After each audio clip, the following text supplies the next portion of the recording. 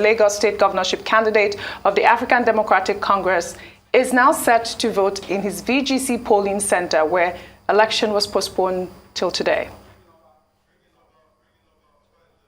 Well, we have our correspondent, Oba Adeoye, live at the VGC polling unit.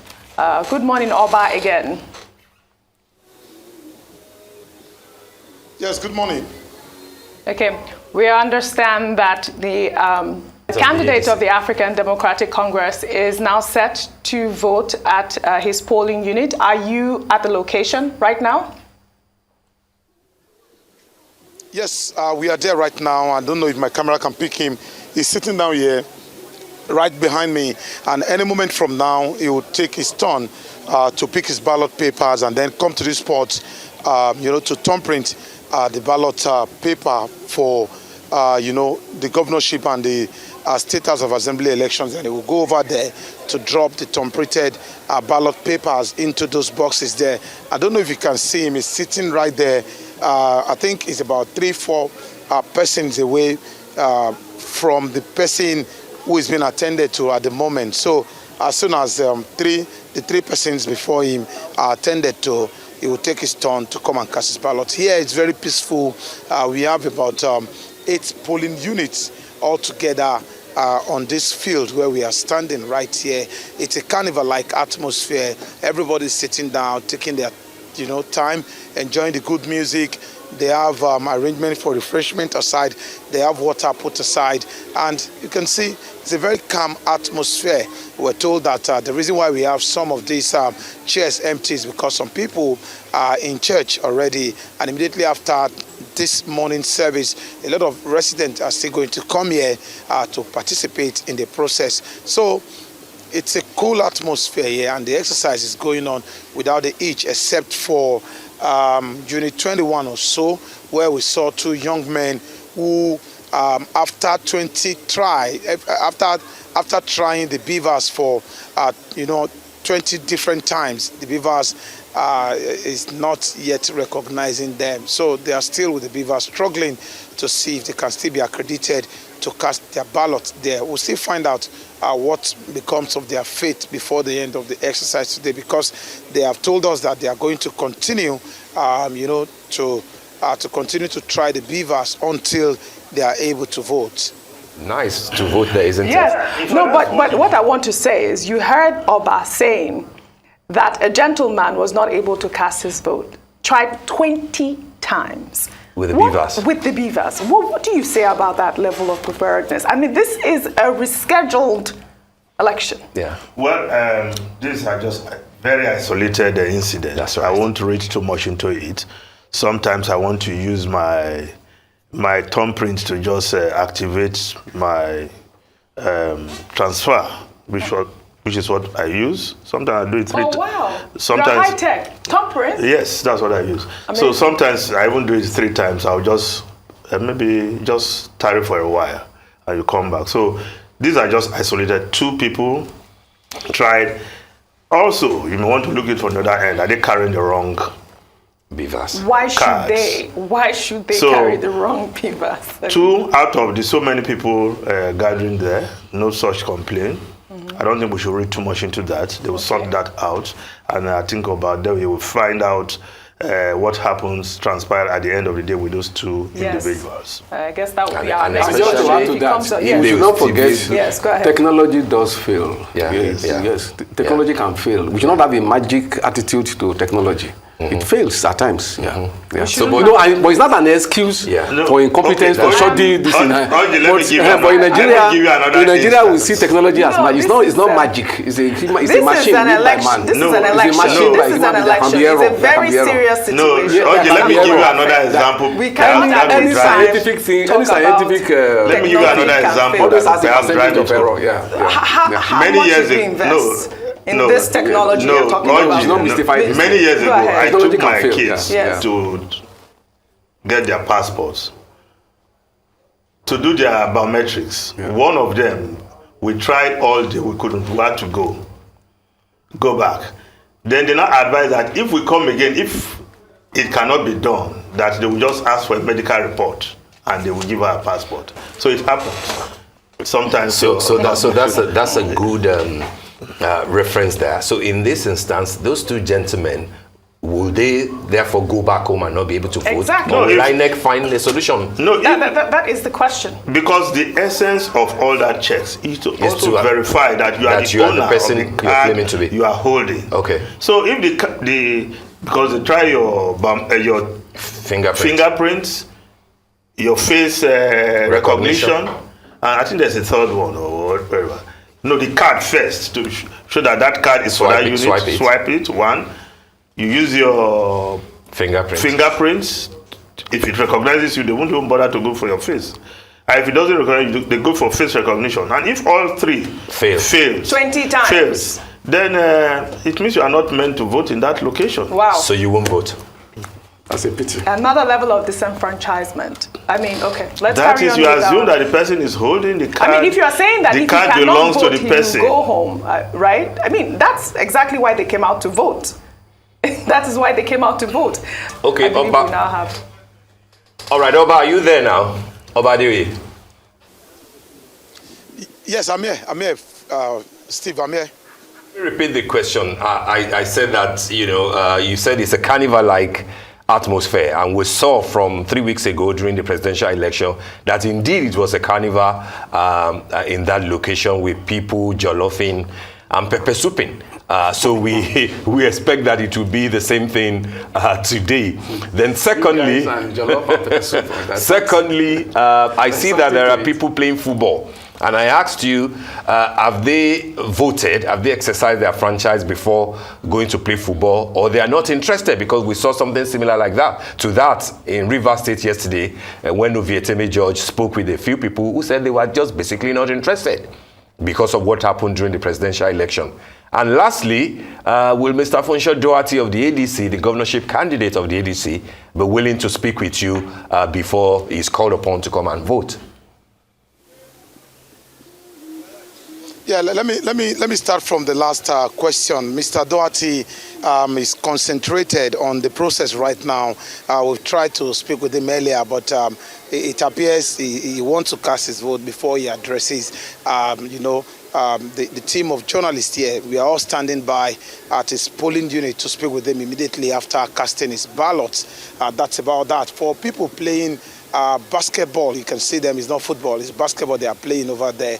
I trust young people, regardless of what the situation is, they always want to make something out of the of the period of the season. But I've not been able to speak with them. I don't know if they have voted or not. I don't know if I can make an attempt to see if we can reach one or two of them, but they're a bit far from where we are standing right now. About jollofing and pepper souping, Steve, you are very correct. That's what the atmosphere looks like here at the moment. You can hear cool music playing at the background, and a lot of things have been set aside for refreshment at the end of the day. So it's a culture, it's a tradition here.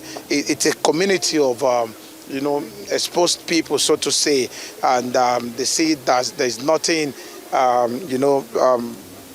big. There's no big deal about people voting and making their choices in this election, because democracy is about choices and it's not monarchy where some people are entitled to particular offices. It's about choices. Everybody has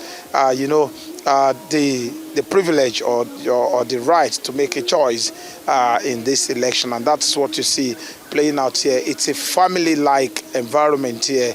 Camaraderie is strong. You can see Mr. Doherty there is about taking his turn to be accredited and then vote at the end of at the end of the accreditation of the gentleman sitting in front of the electoral official there. He will take his turn any moment from now, and you see him take a seat right there. He'll be accredited with the beavers, and then he'll be issued the ballot paper to go into that cubicle there to thumbprint his ballot paper, and then he will come back to the two boxes here to drop the ballot papers inside them. So you can see him any moment from now. He will stand up from there to cast his ballots. All right, Oba, as you were panning the camera, I believe I saw a Nollywood actress Omoni Oboli, who actually was on social media. She was one of the people to raise the alarm about the location for the polling unit. Are you able to speak with her, if you can pull her towards you so she can narrate her experience? Hello, I think you're talking about Omoni Oboli. Yes, absolutely. Okay, if that's what you're talking about, everybody right now, they are busy and warming up to cast their ballot. Immediately they are done with that, we'll speak with them. You can see Mr. Doherty is about doing this now. Immediately he's done with this process, we'll speak with him. We have approached a number of people here, and what they told us is that we should just remain calm, that any moment from now, after casting their ballot, they'll be willing to speak with us. So that's what the situation is right now, at the moment. All right, Oba, do we have an idea of the size of the people expected to be accredited across all the 8 polling units? There were words yesterday about the totality being up to 6,000, which is not a small figure to be disenfranchised. Do you have an idea how many people we're dealing with across all the 8 polling units?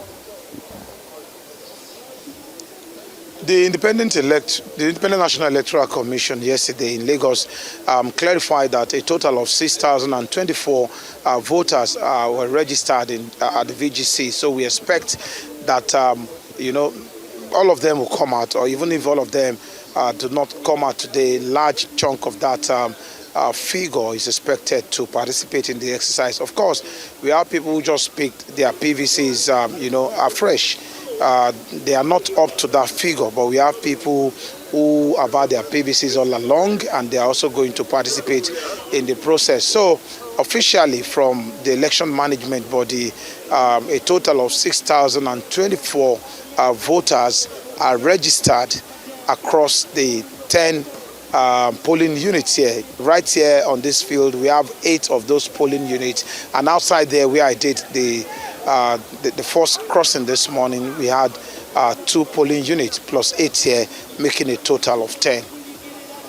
And is there anything that you have? So you can. Okay, go on, Oba.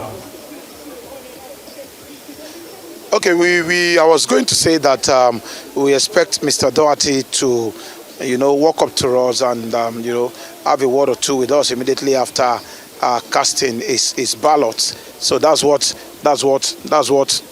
we are expecting him to do now.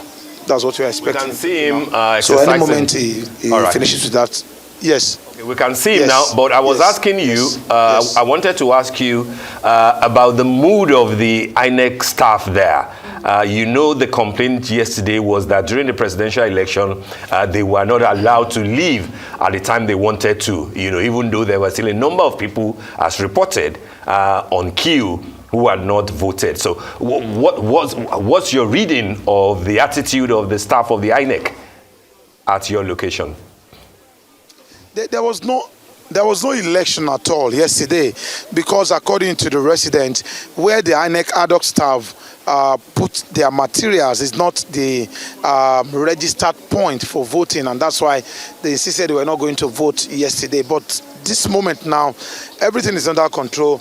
The INEC staff, the ad hoc staff, and the full staff, they feel at home, and they are going about their business the way they have been trained to do such. So let's speak with Mr. Doherty right now. He just finished dropping his ballot there. So let's have your assessment of the entire situation that you have seen today. Well, today is a lot more organized. Things seem to be proceeding smoothly.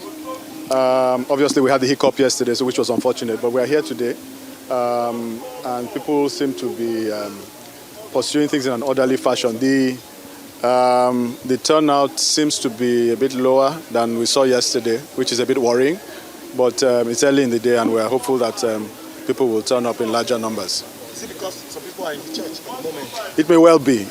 Time will tell. Time will tell. I mean, I expect anyway that the turnout will be a bit less than yesterday, but I think it will pick up as the day goes along. Would you say that the process has been credible so far? From what I've observed, and all I've observed is the mechanics of the voting process, and that has gone smoothly, I have to say. And the organization is good and all of that. So as far as today is concerned, I don't think I have any complaints. Yeah. From the field reports that you've gotten from other supporters of yours who are outside, what Yeah. have you heard about polling other? So I think there's a general sense that we have had incidences of violence, incidences of suppression, disruption.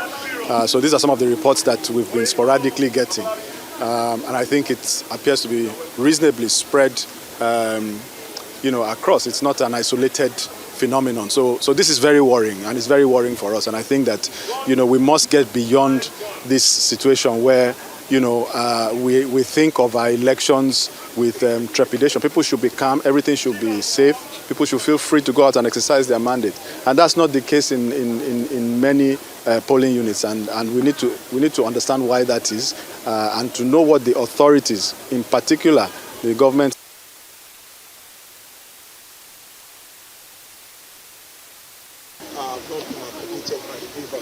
Have you seen any of such? I know when I was at the desk that there was an older lady who was having a problem like you've just described. I don't know why that is. Maybe a technical issue. My guess is that these things will happen, but that they will be very isolated.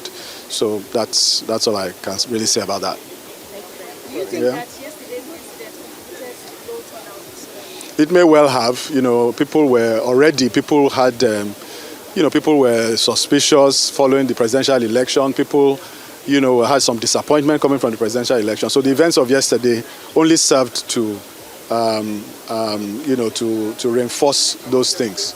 But with dialogue and with people insisting on their civic engagement and their rights to pursue things in what they understood to be the correct formal way, and also with the flexibility of INEC to accommodate that dialogue and to come today, I think that we really can't complain.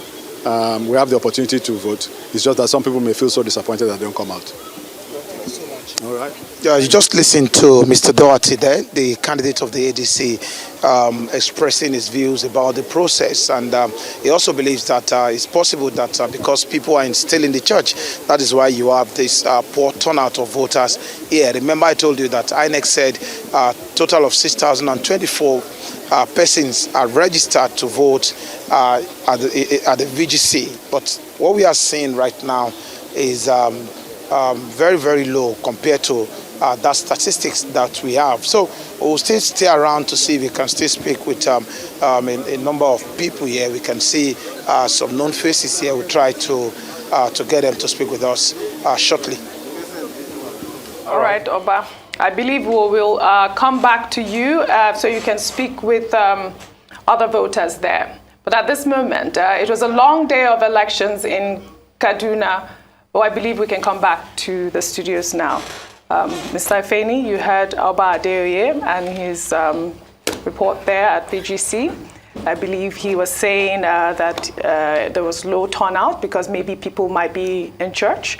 I mean, yesterday we saw a lot of voters at that VGC location. I'm just a little bit disappointed at the turnout as we speak. Yes, 6,024 voters registered to vote in this vicinity. And for now,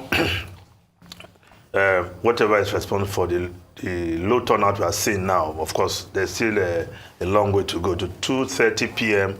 when voting is accreditation is supposed to end. We hope many more people will come out. But what even I'm even thinking about, INEC had dialogue with these people and they were able to come back today to cast their vote. There were other units that were unable to cast their votes yesterday, especially in Lagos vicinity. One of them is Omoni Ogoli. Yes. She was one of the people who raised the alarm yesterday regarding the voter. I'm talking of other locations now where for one reason or the other, not due to the fault of the voters, certain polling units did not vote yesterday. That's true. How come INEC in Lagos did not also consider those units to give them the opportunity to cast their votes? The unit our reporter covered in Okota where thugs came, disrupted the election, and the INEC staff were too scared to continue. Yes. And they wanted to leave. The people were saying no until the police appealed to the people to allow them to go, and they left. Yeah. So what happened to those people? I thought such a unit should have been given another opportunity like the people in VGC. All right, we have Amoni Oboli with Tobadeoye there. Let's hear what she's saying. Said we're not going to vote outside because that's not our polling station. So by the time they got here this morning, we were already organized. You can see all the canopies were set, chairs were set, tables were set, everything was set. So once they came, they shared themselves amongst the polling stations. 8 polling stations here. They shared themselves among the 8 polling stations, and we started voting. So far, the process is peaceful. Everything is seamless. We're just going according to our list, and you know. The election management body, that's INEC, told us that a total of 6,024 people were registered at the VGC. With what you are saying right now, what do you think is responsible for this poor turnout of voters? Well, we have about 5,000 people who actually picked up their PVCs. So we don't have up to 6,000 people that picked up their PVCs, about 5,000 plus. A lot of people went to church this morning, so people are just coming in as they're coming from church. You know, already in this station, we've done over 200 people, but more people are coming. As they're coming in from church, they're coming. Yeah. Let's have your assessment of the manner which the INEC staff have comported themselves this morning. What have you observed? They've been good. I'm going to be very honest. You know, you give honor to whom honor is due. Today, it has been seamless. They came here. They were very cooperative. We've been working with them very seamlessly. Now, I was going to ask a question about the atmosphere. Everything seems to be in order. You know, it's carnival-like atmosphere. Well, it's not really a carnival. Everyone's just, you know, we're waiting to finish voting. When we finish voting, maybe that's when you see the carnival. But right now, everyone's just voting. We're going to finish voting. We'll wait to defend our votes, to make sure it's counted. We'll make sure it's uploaded. And then, you know, everyone goes to their homes or stay here and have a party if they want. Thank you so much. We appreciate it. So just listen to her. She's confident that the process, if it continues this way, will be very credible at the end of the day. Well, thank you very much, Obadeoye.